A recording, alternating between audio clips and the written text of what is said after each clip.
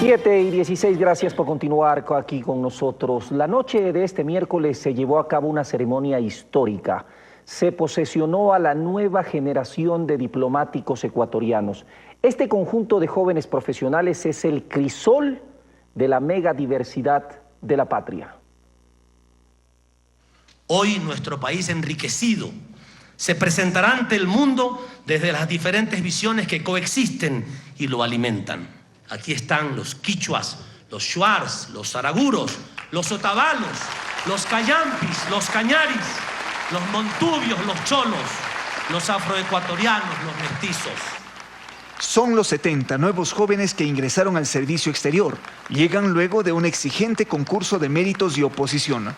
Todos son profesionales. Algunos poseen títulos de cuarto nivel. Ahora la función internacional se viste de todos los colores. Se abre al pueblo, a nuestra gente que se ha esforzado, que ha estudiado para alcanzar esta meta, que antes estaba reservada para pocas personas, con apellidos ribombantes, que decían eran de abolengo, alcurnia o aristocracia rancia. Empiezan la carrera diplomática en el rango de tercer secretario o ayudantes generales. Cursarán maestrías en el Instituto de Altos Estudios Nacionales y aprenderán idiomas extranjeros. Debemos tener en el servicio exterior a los que no tengan miedo de decir no cuando se afecta al país, a los que sepan bien claro que la dignidad del Ecuador no está en venta, ni se negocia por TLCs o prebendas mercantiles. Quienes nos representan tienen la delegación de todo un pueblo y por eso deben ser impecables. Este conjunto refleja el mapa humano del país, señaló el canciller, quien destaca que las relaciones internacionales del Ecuador se amplían a China, Rusia, el Medio Oriente, sin descuidar Estados Unidos y Europa, que la integración regional se forja a paso firme y todo con dignidad y soberanía. Estoy segura que este es el nuevo perfil diplomático que la historia requiere. Es el nuevo equipo de las relaciones internacionales ecuatorianas para el cambio de época.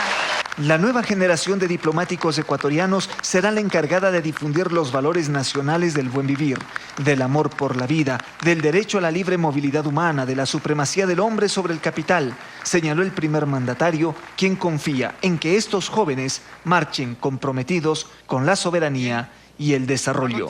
José Luis Andrade, Gama Noticias. 7:19. No colocamos las declaraciones del discurso del canciller de la República, que fue un discurso realmente impactante entre todos quienes estuvieron presentes, porque nos acompaña el día de hoy y queríamos tenerlo de primera mano. Señor canciller, el presidente dijo una frase, dignidad. ¿Hacia dónde va este nuevo grupo de personas que van a trabajar en la Cancillería? ¿Se acabaron las embajadas con apellido en este país? Sí, bueno, gracias por la invitación. La verdad es que es un gusto estar aquí para compartir la emoción que ayer sentíamos, porque fue un día histórico. Fue un día en que, hay que decirlo, le quebramos el espinazo a la exclusión, a la división de los ecuatorianos, al racismo instaurado en la Cancillería ecuatoriana. ¿Cuántos años de historia tiene la Cancillería de nuestro país? Desde siempre, desde que somos república. ¿Y es la primera vez que ecuatorianos...? Es la primera vez que el conjunto de ecuatorianos estamos representados o participan, habrán participado, pero que entren efectivamente a la diplomacia, a la carrera diplomática. Nunca uno, siquiera, perdone, nunca un ecuatoriano afrodescendiente, indígena, ni montubio, entró en la Cancillería ecuatoriana. Jamás. Podía, por una razón... pues los indígenas supuestamente en la Cancillería eran solamente para servir café a los invitados como algo autóctono. Cuando yo llegué, efectivamente, había una compañera indígena que servía el café y un compañero afroecuatoriano que hacía de conserje, pero jamás pensaron en la Cancillería ecuatoriana. Y lo debo decir con respeto para muchos miembros del cuerpo del Servicio Exterior del Ecuador que son y han sido patriotas y han sido gente muy digna. Sin embargo, el conjunto no entendía esto. Creían que esa tratamiento de los temas de la Cancillería solamente podían hacerlo algunas personas que, como dice el presidente, tenían abolengo, tenían apellidos determinados, venían de determinadas familias que se reproducían en la Cancillería. Y ahora hemos abierto y hemos hecho una acción afirmativa para que ese mapa humano del Ecuador esté representado. Porque efectivamente el presidente lo dijo, lo quiero comentar porque no salió en la noticia. Cuando en el exterior veían un equipo de fútbol ecuatoriano, se pensaba que en el Ecuador todos éramos afrodescendientes. Cuando veían la música y estábamos en las ferias, se creía que todos en el Ecuador éramos indígenas. Y cuando veían a la gente de la Cancillería, pensaban que en el Ecuador todo el mundo era blanco mestizo. ¿Es real que para poder ingresar en la Cancillería en épocas anteriores había que ser sobrino del embajador, hijo del embajador, no sé cuánto del cónsul? Es decir, cualquier persona podía ser brillante, pero si no tenía, como dicen ellos, el pedigrí diplomático, simplemente no llegaba, no pasaba de la puerta. Mira, te quiero poner el ejemplo del actual viceministro de Comercio Exterior, un hombre brillante. Lo conozco, ha estado aquí con nosotros. Francisco Rivadeneira, un hombre brillante, con estudios en el exterior, con todos los idiomas que quieras, con un gran conocimiento de los temas del comercio exterior, de la globalización, etc. Participó 2 veces en el concurso, no pudo entrar, porque incluso su padre era diplomático, pero no era parte de la argolla que existía en la Cancillería. Y esto es lamentable.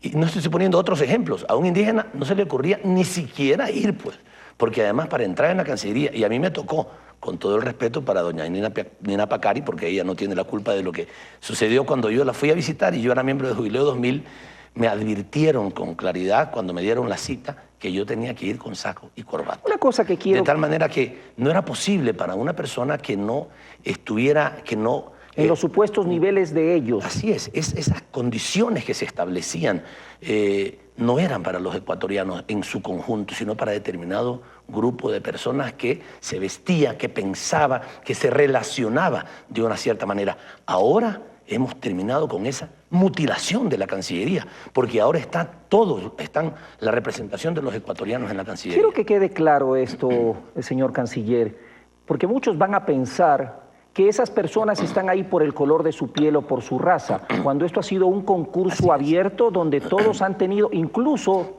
el resto de personas, han tenido la oportunidad de participar. No es que se ha hecho un concurso especial para ellos. No, de ninguna manera ni ninguna designación. Estamos hablando de 800 y pico de personas que pidieron la información, porque esto salió publicado en los periódicos y en la página web.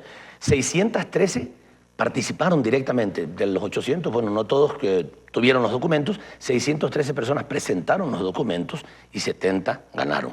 Y esto es importante. Ellos además son profesionales todos. Al menos 20 no solamente tienen un título profesional de 3er nivel, sino de 4º nivel, muchos con maestrías, con cursos de especialización, con diplomados, de tal manera que estamos hablando de gente de muy alto nivel. He tenido oportunidad, ya después de que ganaron el concurso, porque antes no quise tener ningún tipo de contacto con ellos, de saludarlos, de conocerlos personalmente, y realmente me siento orgulloso de que la Cancillería ecuatoriana ahora se vista realmente de pueblo, la diversidad, de ciudadanía, de la diversidad que la hemos perdido y que ahora la tenemos. Eso es una buena noticia para el Ecuador. Correcto. Ya lo saben, jóvenes, una nueva oportunidad que se abre en este país, la carrera diplomática, para tener en cuenta. Hablemos de otro tema que se inicia en esta semana, Cumbre de las Américas. De Cancillería salió una frase que me gustó: estando ausentes vamos a estar más presentes que nunca. Y así parece ser, porque el tema de las Islas Malvinas, el tema del bloqueo contra Cuba, son los aspectos que se están discutiendo entre pasillos y que van a ser discutidos con seguridad en la cumbre. Nosotros hemos sido criticados porque no vamos a ir, pero como el presidente también lo ha dicho en algunas ocasiones, a veces sin ir se puede decir más que yendo. Y en este caso el presidente Correa ha considerado, y yo por supuesto que comparto plenamente su criterio, de que no había que ir para decir las cosas. Nosotros nos sentíamos muy incómodos con el hecho de que un país o tal vez 2 países, no lo sabemos porque no ha sido esto dejado suficientemente claro, hayan logrado vetar la presencia de un país hermano, de un país que forma parte de la comunidad de estados latinoamericanos, y que además sea justamente el único país de América Latina que tiene esa condición de ser un país bloqueado 50 años por un gobierno ¿Cómo que... entender, usted está ejerciendo en este momento la Cancillería de nuestro país? Ese es un tema que muchas personas no terminamos de entender. Estados Unidos tuvo una guerra con el Vietnam, guerra que perdió, la única guerra que ha perdido en su historia. Mantuvo un enfrentamiento ideológico y económico con la China, por decir 2 países con los cuales ha tenido fuertes enfrentamientos. Sin embargo, Vietnam es uno de los mejores socios económicos actualmente de los Estados Unidos. En la China está ingresando en el mercado económico en los Estados Unidos. Y sin embargo, una pequeña isla en el Caribe continúa siendo el objeto de esta situación, de este bloqueo que no tiene sentido. En el año 2012 seguimos con una situación que empezó en el 60. Lo que te indica que no son principios los que se discuten, porque a veces dicen, no, es que no es un país democrático. Bueno, según los cánones de democracia que tiene... En el Oriente Medio no existe democracia, en muchos de los Emiratos. Y sin embargo, la relación que tiene Estados Unidos con esos países es altísima, y con muchos otros también, en donde no existe justamente el sistema político que los Estados Unidos dice defender. Pero cuando se trata de un país que con dignidad ha soportado esto, yo he dicho, no sé cuánto podría soportar el Ecuador un bloqueo de Estados Unidos, cuánto tiempo, son 50 años. Y también a veces la gente dice, bueno, pero Cuba es un país pobre, es un país que tiene esos carros viejos. Esos carros viejos de hace 50 años efectivamente porque no pueden importar otros vehículos, porque les bloquean la importación de otros vehículos y han tenido que con dignidad, con decencia, soportar esta situación. Y seguramente esto también explica muchas restricciones que hay en la isla, porque ¿de qué manera puede uno mantener un país? Tiene que establecer algún nivel de restricciones porque fueron invadidos, etc. Pero bueno, el tema de Cuba es un tema que yo creo que todos los latinoamericanos lo sentimos y lo sentimos con fuerza. Y por eso creíamos que ya era tiempo de decir algo más, no solamente de decir, ay, qué pena del bloqueo, qué malo que lo bloqueen. Votamos en las Naciones Unidas, pero hemos votado durante años. Casi todos los países del mundo, si con excepción de Estados Unidos, los países del mundo han dicho, señores, terminen ese bloqueo. Es injusto, es absolutamente ilegal y tienen que terminarlo. Y lastimosamente el gobierno de los Estados Unidos insiste en un bloqueo que ya debe terminar, que incluso el presidente Obama ofreció avanzar en ese sentido, de tal manera que es necesario, y por eso nosotros hemos dicho, no creemos que podemos seguir hablando y hablando y hablando, ya hay que pasar de las formas, de los simples discursos a las realidades, a las verdades. ¿Por qué esa vieja clase política y de la Cancillería piensan que tener ideas propias, que mantener ideales, que plantear propuestas diferentes no es motivo de orgullo, sino, dicen ellos, de postergación, de quedarse fuera de las ideas principales? ¿Por qué los medios autodenominados independientes aupan este tipo de cosas? Cuando el presidente dijo que no iba, empezó la crítica de que estamos aislados. Se revisó lo que decían de las cumbres de las Américas y ahí decían que eso no servía para nada, que no se conseguía absolutamente nada, que era una reunión de amigos, que solamente era la foto. ¿Cómo entender esta doble moral todos los días que le venden al país? Bueno, hay un problema. En el caso de la Cancillería, a mí me ha tocado luchar contra eso.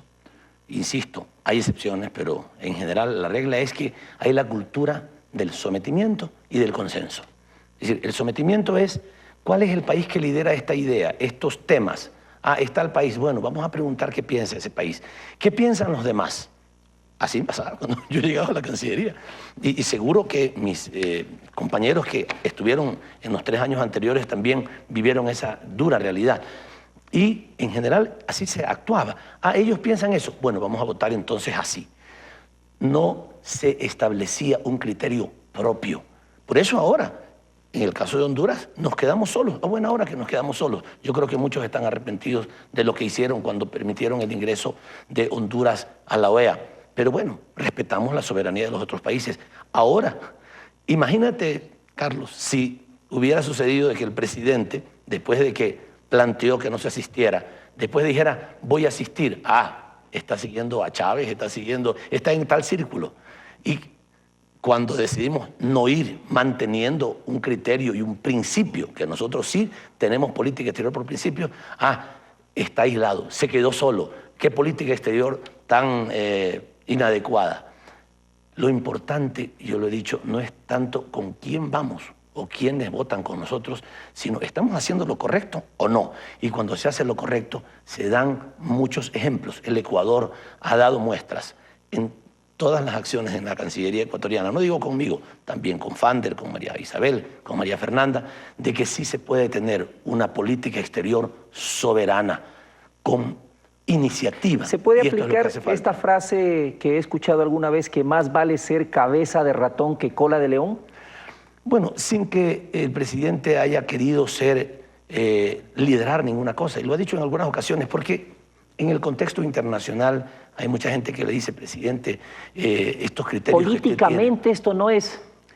No. A nivel internacional la gente dice, oiga, usted es un gran líder de América Latina. Se lo dice. El presidente dice, no, yo no quiero liderar nada. Simplemente queremos hacer lo que es correcto. Y eso sí, unir las voluntades, trabajar permanentemente para ir construyendo, pero en lo fundamental lo estamos haciendo. Cuando nosotros trabajamos en la ratificación de UNASUR, hicimos un trabajo, debo de decirlo, sin falsa modestia, extraordinariamente importante, inédito en el mundo. Cuando trabajamos con fuerza en la creación del Banco del Sur, en la creación de la CELAC, cuando hemos ampliado nuestras relaciones internacionales. Mira, esto es muy importante, yo ayer lo comentaba en el discurso que di. Hemos logrado lo que yo había comentado apenas hace 2 años, en las primeras intervenciones mías, la horizontalidad en las relaciones comerciales. Antes, apenas hace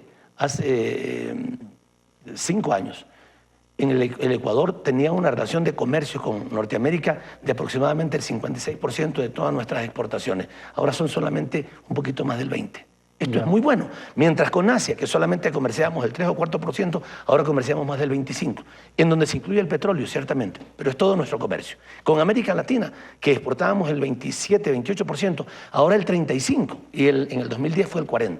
O sea, hemos ido estableciendo una relación con todas las regiones del mundo para ganar en independencia, porque la independencia no solamente es una frase que porque yo quiero hablar o yo no quiero hablar, eso también depende de cómo están establecidas las relaciones. Y ahora nuestras relaciones sí son con el mundo. El mundo estaba, nuestro mapa mundi estaba mutilado en la Cancillería. Veíamos solamente a un grupo de países a los que seguimos viendo con respeto, pero ya no con exclusividad. Ahora vemos al Asia, vemos a Rusia, vemos a China, vemos al Medio Oriente, vemos el conjunto de países del mundo y vemos especialmente a América Latina. Y ahora sí crecemos en dignidad y en soberanía. Y eso es importante para nuestro país. Gracias, señor canciller. Ricardo Patiño, canciller de nuestro país.